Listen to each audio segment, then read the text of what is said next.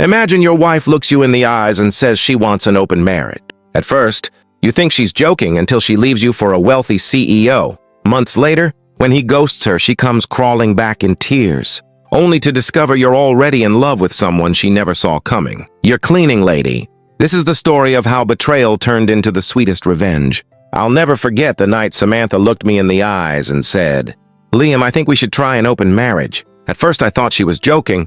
We had been married for 6 years. I worked hard at my job in construction management, putting in long hours to make sure the bills were paid and that she never lacked anything. I thought we were building something strong together, but her tone that night was serious, and her expression carried no trace of humor. I felt my stomach twist. "An open marriage?" I repeated, barely believing my own voice. She nodded, crossing her arms like she had been preparing for this conversation for weeks. "Yes, Liam, I love you, but I need more. I need excitement, passion, and options. I don't want to leave you. I just don't want to feel trapped." Her words cut deeper than any knife. She wasn't saying she didn't love me, but she also wasn't saying she wanted me. She wanted freedom. She wanted someone else. I sat in silence, staring at the woman I thought I knew. Images of our wedding day, the promises we made, the laughter we once shared, all of it flashed in my mind. My chest burned, but I forced myself to speak. "And what happens when one of us finds someone better?" I asked quietly. Samantha looked away. She didn't answer. That silence told me everything. That night, as I lay awake in bed beside her, one thought wouldn't leave my mind. Our marriage had just cracked open, and I had no idea how far it would break. The following days were a blur. Samantha tried to present the idea like it was something modern couples were doing, something healthy. She said monogamy was old-fashioned, and that we could be happier if we didn't tie each other down. Inside, I was screaming, but outside, I stayed calm. I didn't want to look insecure, even though my heart was tearing apart. I asked her straight, "Sam, are you already seeing someone?" She hesitated. Just a second too long. Then she smiled softly and said, "No, not yet, but I want the freedom to." That "not yet" echoed in my head like a curse. I thought about saying no. I thought about packing my bags right then and there. But I also thought about the years we'd shared, the memories and the home we had built. I didn't want to throw it all away in one night. So, against every instinct I had, I nodded. "Fine. If that's what you want, we'll try." Her face lit up like I had just given her a gift. She kissed me, thanked me, and whispered, "You'll see. This will make us stronger." But as I lay awake again that night, listening to her breathe peacefully beside me, I knew the truth. This wasn't going to make us stronger. It was going to destroy us. It didn't take long for Samantha to find someone.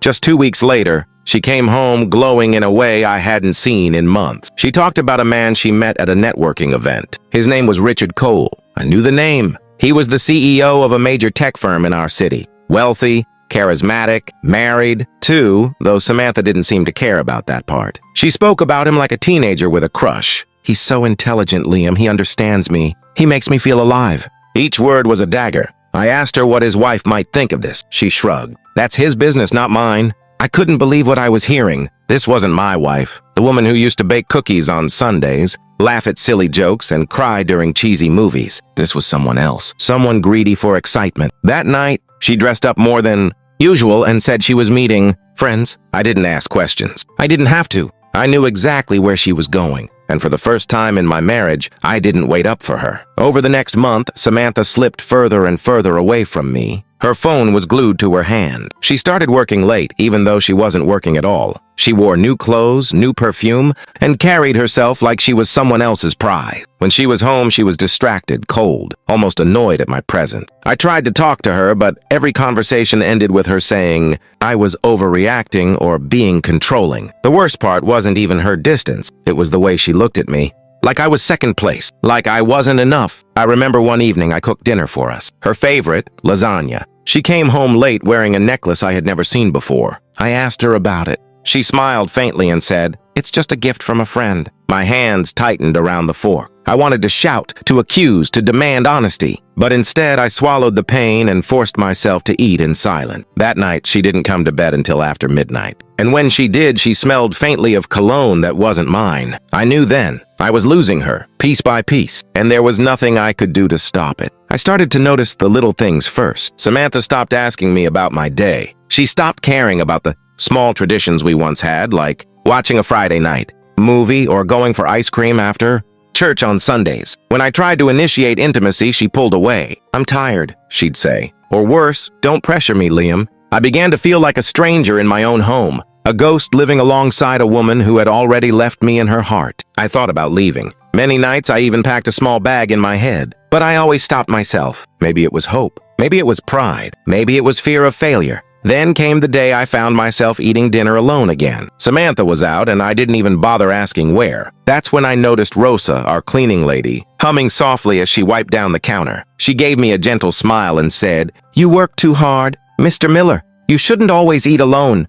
Her words were simple, but they cut deeper than Samantha's silence. For the first time in weeks, I felt seen. As Samantha spent more and more nights away, the house grew quieter. I filled the silence with work, with TV shows I didn't even care about, and sometimes with long drives just to escape the emptiness of our home. But every Friday, Rosa came to clean. She was quiet, polite, but also warm. She would ask about my day, about my work. When I looked tired, she noticed. When I looked sad, she asked softly, "Are you okay?" I never told her the truth, not at first. I just said, "I'm fine," even though I wasn't. One night, Samantha came home after 2 a.m. She smelled like alcohol and perfume that wasn't hers. I asked her where she'd been. She rolled her eyes and said, "Don't start, Liam. This is what you agreed to." That was the night I slept on the couch. And when Rosa came the next morning, she noticed the blanket draped across me. She didn't ask questions. She just made me coffee and left it on the table with a quiet smile. That coffee tasted like kindness, something I hadn't felt in a long time.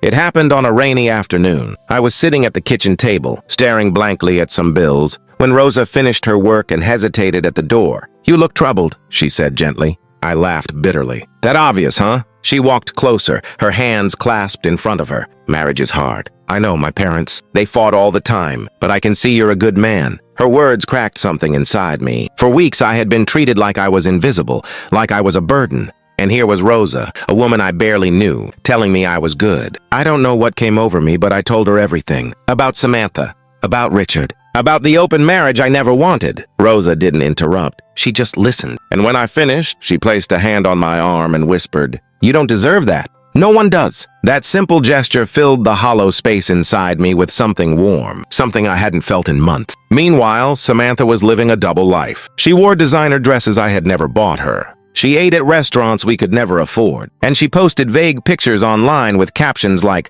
"Living my best life." It didn't take a genius to know Richard was spoiling her. She was chasing the high of wealth and status. One evening she came home tipsy, holding a small clutch bag that probably cost more than my monthly paycheck. She looked me in the eye and said, "You should be grateful, Liam. I'm still here."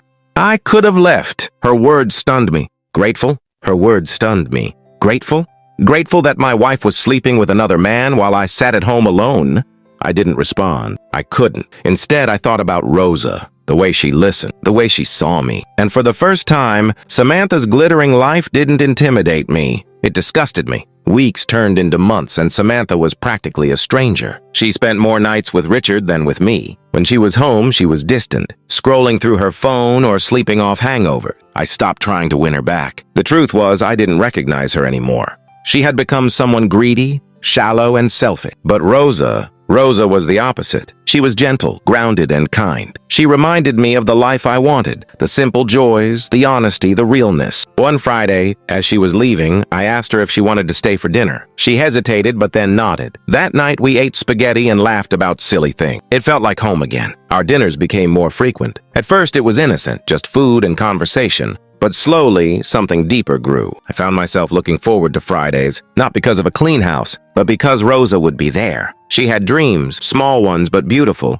She wanted to save for her own cleaning business one day. She loved painting landscapes on weekends. She cared about the little things in life. With her, I didn't feel invisible.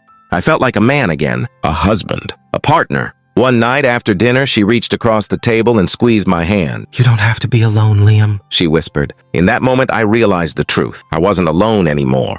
It all came crashing down for Samantha one night. She stormed into the house, mascara running down her face, her hair a mess. "He left me," she cried. I didn't need to ask who. Richard had finally ghosted her. Maybe his wife had found out. Maybe he was done with her. Either way, Samantha was no longer his shiny distraction. She dropped her purse on the floor and sobbed into her hands. "I gave him everything, Liam, everything, and he just left me like I was nothing." The irony was almost unbearable. She had treated me like nothing for months. Now she knew what it felt like. But instead of comfort, I felt empty. My love for her had been drained, and my heart was already elsewhere. The next morning, Samantha tried to act sweet. She made breakfast, something she hadn't done in months. She smiled and touched my arm. "I want us to go back to how we were, Liam," she said softly. "I made a mistake. You're the only man who truly loves me." If she had said those words months earlier, I might have cried with relief, but now they felt hollow. I looked at her and saw someone who only came back because her fantasy world had collapsed, not because she loved me. "Why now?"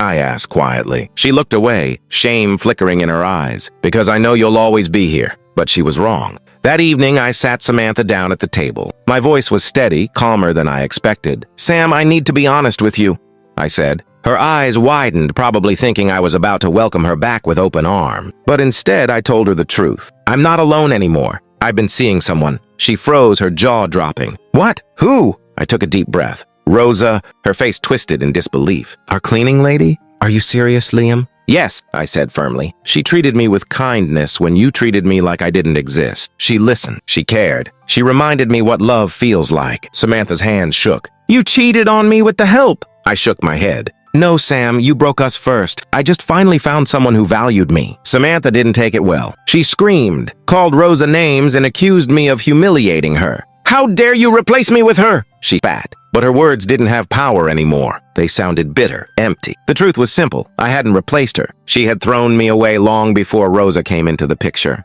A week later, Samantha packed a bag and left for her parents' house. She wanted me to beg her back. She wanted me to fight for her. But I didn't. Instead, I took Rosa out to dinner. Not as an affair, not as a secret, but as something real, something honest. For the first time in months, I felt free. Looking back, it still amazes me how fast love can die when respect is gone. Samantha thought she could keep me waiting forever, that I would always be her safe option after she chased her thrills. But she was wrong. Today I'm with Rosa. It's not flashy. It's not glamorous, but it's real. We laugh, we talk, we care for each other in ways that matter. She doesn't need me to be rich or powerful, she just needs me to be present. As for Samantha, she still calls sometimes. She begs, she cries, she says she made a mistake. But I don't feel anger anymore, just pity. Because the truth is, the moment she asked for an open marriage, she opened the door for me to find someone who would love me the way she couldn't. And now, I'm never looking back. Wow, what a ride. From betrayal to heartbreak, and finally to finding love in the most unexpected place. Liam's story proves something powerful. Sometimes the person you thought was your whole world